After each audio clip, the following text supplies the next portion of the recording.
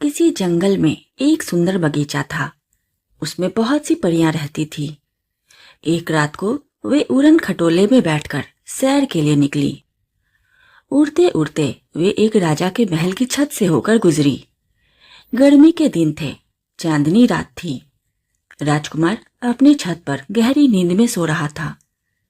परियों की रानी की निगाह इस राजकुमार पर पड़ी तो उसका दिल डोल गया। उसके जी में आया कि राजकुमार को चुपचाप उठाकर उड़ा ले जाए, परंतु उसे पृथ्वी लोक का कोई अनुभव नहीं था, इसलिए उसने ऐसा नहीं किया। वह राजकुमार को बड़ी देर तक निहारती रही। उसके साथ वाली परियों ने अपनी रानी की यह हालत भांप ली। वे मजाक करती हुई बोली, महारानी जी, आदमियों की दुनिया से मोह नहीं करना चाहिए। चलिए अब लौट चलें। अगर जी नहीं भरा तो कल हम आपको यहीं ले आएंगी। पर रानी मुस्कुरा उठी और बोली, अच्छा चलो, मैंने कब मना किया। लगता है जिसने मेरे मन को मोह लिया है उसने तुम पर भी जादू कर दिया है।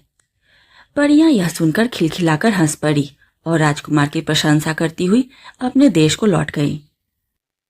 सवेरे जब राजकुमार सोकर उठा तो उसके शरीर में बड़ी ताजगी थी। सोचता कि हिमालय की चोटी पर पहुंच जाऊं या एक छलांग में समुंदर को लांघ जाऊं। तभी वजीर ने आकर उसे खबर दी कि राजा की हालत बड़ी खराब है और वह आखिरी सांस ले रहे हैं। राजकुमार की खुशी काफूर हो गई। वह तुरंत वहां पहुंच गया। राजा ने आंखें खोली और राजकुमार के सिर पर हाथ रखता हुआ बोला, बेटा, वजीर साहब तुम्हारे पिता के ही समान हैं। तुम सदा उनकी बात का ख्याल रखना। इतना कहते कहते राजा की आंखें सदा के लिए मुंद गई। राजकुमार फूट फूट कर रोने लगा। राजा की मृत्यु पर सारे नगर में शोक मनाया। कहने को तो राजकुमार अब राजा हो गया था, पर अपने पिता के आज्ञानुसार वह कोई भी काम वजीर की राय के बिना नहीं करता था। एक दिन वजीर राजकुमार को महल के कमरे दिखाने ले गया। उसने सब कमरे खोल खोल कर दिखा दिए, लेकिन एक कमरा नहीं दिखाया। राजकुमार ने बहुत जिद की, पर वजीर कैसे भी राजी न हुआ। वजीर का लड़का भी उस समय साथ था। वह राजकुमार का बड़ा गहरा मित्र था। उसने वजीर से कहा, पिताजी, राजपाट, महल और बाग बगीचे सब इन्हीं के तो हैं, आप इन्हें रोकते क्यों हैं? वजीर ने कहा, बेटा तुम ठीक कहते हो, सब कुछ इन्हीं का है, लेकिन महाराज ने मरते समय मुझे आदेश दिया था कि इस कमरे में राजकुमार को मत ले जाना। अगर मैं ऐसा करूंगा तो राजा को बड़ा बुरा लगेगा। वजीर का लड़का थोड़ी देर तक सोचता रहा, फिर बोला, लेकिन पिताजी, अब तो राजकुमार ही हमारे महाराज हैं। उनकी बात मानना हम सब के लिए जरूरी है। अगर आप राजा के दुख का इतना ध्यान रखते हैं तो हमारे इन राजा के दुख का भी तो ध्यान रखिए और दरवाजा खोल दीजिए। राजकुमार को दुखी देखकर हमारे राजा को भी शांति नहीं मिलेगी। वजीर ने ज्यादा हट करना ठीक न समझा और चाबी अपने बेटे के हाथ पर रख दी। ताला खोलकर तीनों अंदर पहुंचे। कमरा बड़ा सुंदर था। छत पर तरह तरह के कीमती झाड़ फानुस लटक रहे थे और फर्श पर मखमल के गलीचे बिछे हुए थे। दीवार पर सुंदर सुंदर स्त्रियों की तस्वीरें लगी थी। यकायक राजकुमार की निगाह एक बड़ी सुंदर युवती की तस्वीर पर पड़ी। उसने वजीर से पूछा कि यह किसकी है। वजीर को जिसका डर था वही हुआ। उसे बताना ही पड़ा कि वह सिंगल द्वीप की पद्मिनी है। राजकुमार उसकी सुंदरता पर ऐसा मोहित हुआ कि उसी दिन उसने वजीर से कहा, मैं पद्मिनी से ही ब्याह करूंगा। जब तक पद्मिनी मुझे नहीं मिलेगी मैं राज के काम में हाथ नहीं लगाऊंगा। वजीर हैरान होकर बोला, राजकुमार, सिंगल द्वीप पहुंचना आसान नहीं है। वह 7 समुंदर पार है। वहां भी जाओ तो शादी करना तो दूर, उससे भेंट करना भी असंभव है। उसकी तलाश में जो भी गया लौटकर नहीं आया। फिर ऐसे अनहोने काम में हाथ डालने की सलाह मैं आपको कैसे दे सकता हूं? पर राजकुमार अपनी बात पर अड़ा रहा। वजीर का लड़का उसका साथ देने को तैयार हो गया। वे दोनों घोड़े पर सवार होकर चल दिए। चलते चलते दिन डूब गया। वे एक बाग में पहुंचे और अपने अपने घोड़े खोल दिए। हाथ मुंह धोकर कुछ खाया पिया। वे थके हुए तो थे ही, चादर बिछाकर लेट गए। कुछ देर के बाद ही गहरी नींद में सो गए। आंख खुली और चलने को हुए तो देखते क्या है कि बाग का फाटक बंद हो गया है और वहां कोई खोलने वाला नहीं है। बगीचे के बीचों बीच संगमरमर का एक चबूतरा था। आधी रात पर वहां कालीन बिछाए गए। फूलों और इत्र की सुगंध चारों ओर फैलने लगी। फिर चबूतरे पर एक सोने का सिंहासन रख दिया गया। कुछ ही देर में घर घर करता हुआ एक उड़न खटोला वहां उतरा। उसके चारों पायों को एक एक परी पकड़े हुए थी और उस पर उसकी रानी विराजमान थी।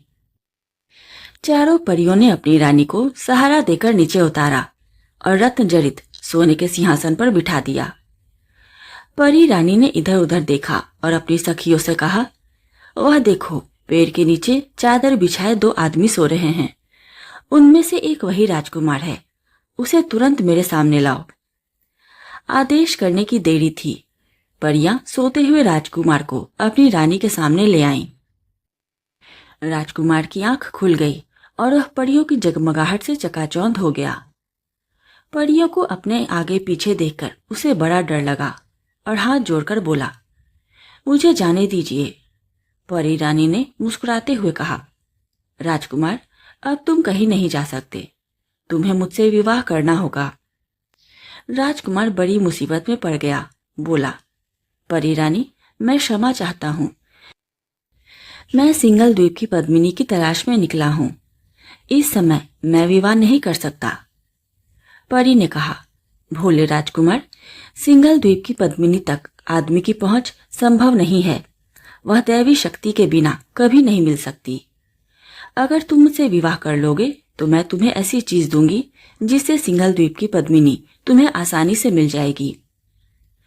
राजकुमार यह सुनकर बड़ा खुश हुआ और बोला, परी रानी, मैं तुमसे जरूर शादी करूंगा, पर तुम्हें मेरी एक बात माननी होगी। मैं जब पद्मिनी को लेकर लौटूंगा तभी तुम्हें अपने साथ ले जा सकूंगा। मैं प्रतिज्ञा करता हूं कि मेरी इस बात में कोई हेरफेर नहीं होगी। परी ने प्रसन्न होकर अपनी अंगूठी उतारी और राजकुमार की उंगली में पहनाते हुए बोली, यह अंगूठी जब तक तुम्हारे पास रहेगी कोई भी विपत्ति तुम्हारे ऊपर असर नहीं करेगी। इसके पास रहने से तुम्हारे ऊपर किसी का जादू टोना नहीं चल सकेगा। अंगूठी देकर परी रानी आकाश में उड़ गई। राजकुमार वजीर के लड़के के पास आकर सो गया। सवेरे उन दोनों ने देखा कि बगीचे का फाटक खुला हुआ है। वे दोनों घोड़े पर सवार होकर चल दिए। पद्मिनी से मिलने के लिए राजकुमार ऐसा उतावला था कि वह इतना तेज चला कि वजीर का लड़का उससे बिछुड़ गया। चलते चलते राजकुमार एक ऐसे शहर में पहुंचा जहां हर दरवाजे पर तलवारें ही तलवारें टंगी हुई थी। एक दरवाजे पर उसने एक बुढ़िया को बैठे हुए देखा। उसे बड़े जोर की प्यास लगी थी। पानी पीने के लिए वह बुढ़िया के पास पहुंच गया। बुढ़िया झूठ मूठ का लाड़ दिखाती हुई बोली, हाय बेटा, तू बड़े दिनों के बाद दिखाई दिया है। तू तो मुझे पहचान भी नहीं रहा। भूल गया अपनी बुआ को। यह कहते कहते उसने राजकुमार को हृदय से लगा लिया और चुपचाप उसकी अंगूठी उतार ली। इसके बाद उसने राजकुमार को मक्खी बनाकर दीवार से चिपका दिया। उधर वजीर के लड़के को राजकुमार की तलाश में भटकते भटकते बहुत दिन निकल गए। अंत में उसे एक उपाय सूझा। वह परी रानी के बगीचे में पहुंचा और रात को एक पेड़ पर चढ़ गया। आधी रात को परी रानी उसी चबूतरे पर आई। वह वजीर के लड़के की विपदा को समझ गई। उसने उसे सामने बुलाकर कहा, यहाँ से 100 योजन की दूरी पर एक जंगल है। उसमें तरह तरह के हिंसक पशु रहते हैं। वहां तार के पेड़ पर एक पिंजरा टंगा हुआ है। उसमें एक तोता बैठा है। उस तोते में उस जादूगरनी की जान है जिसने तुम्हारे राजकुमार को मक्खी बनाकर अपने घर में दीवार से चिपका रखा है। वजीर के लड़के ने पूछा, इतनी दूर मैं कैसे पहुंच सकता हूं? परी रानी ने वजीर के लड़के को अपने कान की बाली उतार कर दी और कहा कि इसे पास रखने से तुम 100 योजन 1 घंटे में तय कर लोगे। इसमें एक खासियत यह भी है कि तुम सबको देख सकोगे और तुम्हें कोई नहीं देख पाएगा। इस प्रकार तोते के पिंजरे तक पहुंचने में तुम्हें कोई कठिनाई नहीं होगी और तोते को मारना तुम्हारे बाएं हाथ का खेल होगा। वजीर का लड़का बाली लेकर खुशी खुशी जंगल की ओर चल दिया। पेड़ के पास पहुंचकर उसने पिंजरा उतारा और तोते की गर्दन मरोड़ डाली। इधर तोते का मरना था कि जादूगरनी का भी अंत हो गया। वजीर का लड़का वहां से जादूगरनी के घर पहुंचा। जादूगरनी की उंगली से जैसे ही उसने अंगूठी खींची कि राजकुमार मक्खी से फिर से आदमी बन गया। वजीर के लड़के से मिलकर राजकुमार खुशी के मारे उछल पड़ा। वजीर के लड़के ने राजकुमार को सारा किस्सा कह सुनाया। अब दोनों साथ साथ पद्मिनी से मिलने चल दिए। चलते चलते वे बहुत थक गए थे। रात भर के लिए वे एक सराय में रुक गए। राजकुमार सो रहा था। उधर से विमान में बैठकर महादेव पार्वती निकले। दोनों बातचीत करते चले जा रहे थे।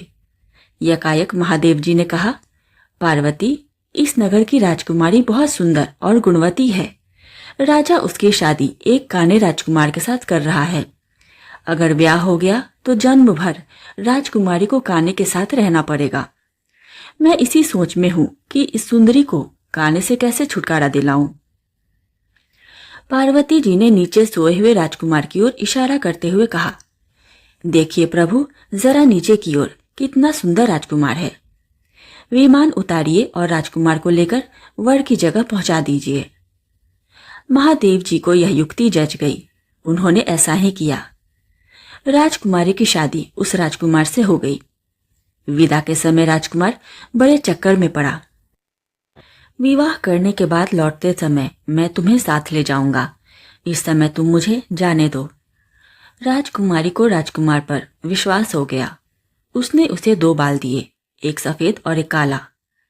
राजकुमारी ने कहा कि काले बाल जलाओगे तो काला हो जाएगा और सारी इच्छाएं पूरी कर देगा। राजकुमार बाल पाकर बड़ा खुश हुआ और राजकुमारी को लौटने का भरोसा देकर सिंगल द्वीप की ओर चल पड़ा। पहले उसने काले बाल को जलाया। बाल के जलाने की देर थी कि काला दैत्य राजकुमार के आगे आ खड़ा हुआ। राजकुमार पहले तो बहुत डरा, पर वह जानता था कि वह दैत्य उसका सेवक है। उसने आदेश दिया, जाओ वजीर के लड़के को मेरे पास ले आओ। काला दैत्य उसी क्षण वजीर के लड़के को राजकुमार के पास ले आया। फिर बोला, और कोई आज्ञा? राजकुमार ने कहा, हम दोनों को पद्मिनी के महल में पहुंचा दो। कहने की देर थी कि वे पद्मिनी के महल के फाटक पर आ गए। वहां एक हृष्ट पुष्ट संतरी पहरा दे रहा था। उसने अंदर नहीं जाने दिया। राजकुमार ने फिर काला बाल जलाया। दैत्य हाजिर हो गया। राजकुमार के आदेश देते ही काले दैत्यों की पलटन आ गई। उन्होंने रानी पद्मिनी के सिपाहियों को बात की बात में मौत के घाट उतार दिया। इसके बाद दैत्य गायब हो गए। राजकुमार और वजीर का लड़का महल में घुसे। राजकुमार ने सफेद बाल जलाया। सफेद देव आ गए। राजकुमार ने उससे कहा, मैं पद्मिनी से विवाह करना चाहता हूं। बारात सजाकर लाओ। जरा सी देर में देव अपने साथ एक बड़ी शानदार बारात सजाकर ले आया। पद्मिनी के पिता ने जब देखा कि कोई राजकुमार पद्मिनी को शान शौकत से ब्याहने आया है और इतना शक्तिशाली है कि उसने उसकी सारी सेना नष्ट कर डाली है, तो उसने चू तक न की। राजकुमार का ब्याह पद्मिनी से हो गया। अब राजकुमार पद्मिनी को लेकर अपने घर की ओर रवाना हो गया। रास्ते में से उसने उस राजकुमारी को अपने साथ लिया जिसने उसे बाल दिए थे। इसके बाद परी रानी के बगीचे में आया। रात को सब वहीं ठहरे। आधी रात को परी रानी आई। राजकुमार उसे देखकर बड़ा प्रसन्न हुआ और बोला, यह तुम्हारी ही कृपा का फल है जो मैं पद्मिनी को लेकर यहाँ अच्छी तरह लौट आया। यह दूसरी राजकुमारी भी तुम्हारी तरह मुसीबत में मेरी सहायक हुई है। तुम इसे छोटी बहन समझकर खूब प्यार से रखना। परी रानी गदगद कंठ से बोली, राजकुमार, तुम्हारी खुशी में ही मेरी खुशी है। पद्मिनी के कारण ही हम दोनों को तुम्हारे जैसा सुंदर राजकुमार मिला है। पद्मिनी आज से पटरानी हुई और हम दोनों उसकी छोटी बहनें। वे सब उड़न खटोले में बैठकर राजकुमार के देश में आ गई। नगर भर में खूब आनंद मनाया गया और धूमधाम के साथ राजकुमार की तीनों रानियों के साथ सवारी निकाली गई। आशा करती हूँ ये कहानी आपको पसंद आई होगी। कहानी पसंद आई हो तो वीडियो को लाइक करें, शेयर करें और चैनल को सब्सक्राइब जरूर करें। धन्यवाद।